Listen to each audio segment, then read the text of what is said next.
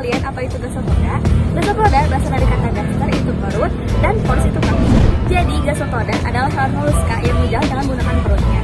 Pada umumnya gasopoda memiliki cangkang luar terdiri dari 3 lapisan. Yang pertama ada lapisan paleostratum tipis, lalu ada lapisan plasmatik di lapisan kedua, dan yang ketiga ada lapisan mutiara.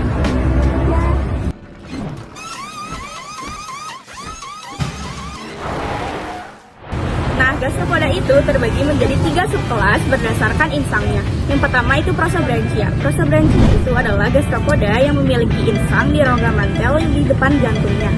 Itu contohnya adalah Conus. Yang kedua adalah Opisthobranchia. Opisthobranchia itu adalah gastropoda yang insangnya berada di belakang jantung atau di permukaan tubuhnya.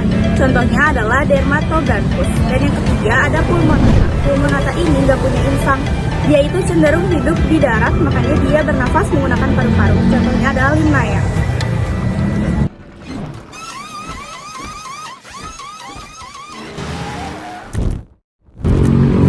Torsi pada cangkang gastropoda dibagi menjadi yaitu ada torsi dekstral dan torsi sinistral. Pada torsi dekstral, perputaran cangkang gastropoda yaitu searah dengan jarum jam, dan sebaliknya pada torsi sinistral perputaran cangkang gastropoda berlawanan, tidak searah dengan jarum jam.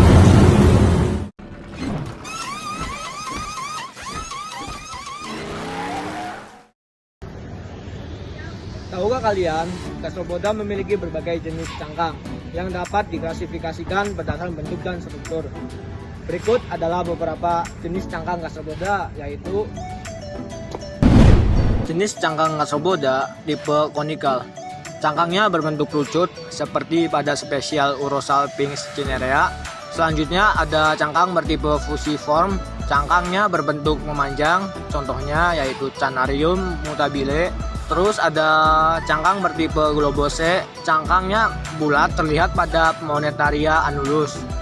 Lalu ada cangkang bertipe spiral, yaitu cangkangnya yang melingkar seperti Turbo Chrysostomus. Selanjutnya ada cangkang bertipe patelliform, yaitu cangkangnya datar dan bundar mirip dengan abalon. Lalu ada tipe cangkang biokonikal, yaitu bentuk cangkang ini menyerupai 2 koni yang menyambung di dasarnya dan mengembang secara bertumpuk ke atas. Contoh spesies yang memiliki cangkang jenis ini adalah Fasciolaria tulipa.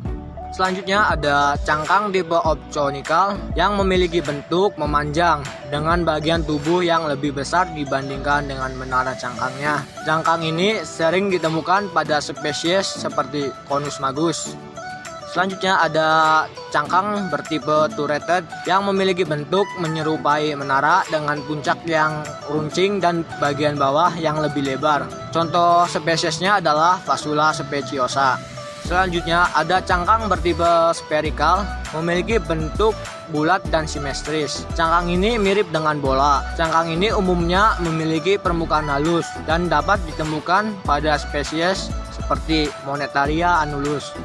Lalu ada cangkang bertipe ovoid yang memiliki bentuk menyerupai telur dengan proporsi yang lebih lebar di tengah dan menyempit di kedua ujungnya. Cangkang ini umumnya halus dan simetris, memberikan perlindungan yang baik bagi tubuh lunak gastropoda. Contoh spesies dengan cangkang ovoid termasuk Lunatia catena.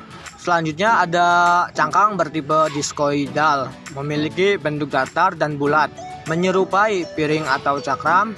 Cangkang ini umumnya memiliki permukaan yang halus dan simetris dan seringkali ditemukan pada spesies seperti Planaxis sulcatus.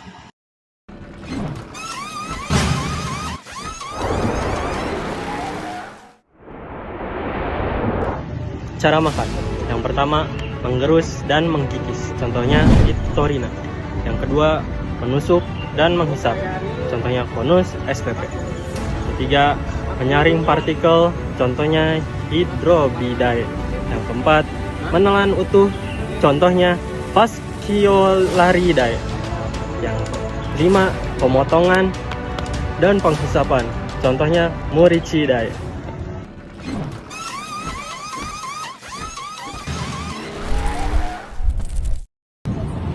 Gastropoda memiliki habitat yang sangat beragam, baik di darat maupun di air. Di darat, mereka hidup di tempat yang lembab seperti kebun dan juga hutan.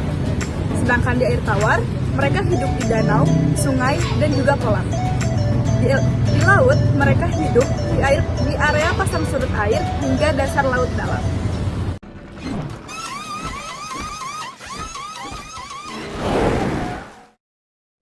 Gastropoda memiliki manfaat ekologis dan ekonomis dan kesehatan juga. Mereka membantu menjaga keseimbangan ekosistem menjadi bioindikator lingkungan serta sumber pangan dan bahan industri serta pakan, ternak, dan perhiasan. Dalam kesehatan, lendir digunakan untuk pengobatan luka dan produk kosmetik.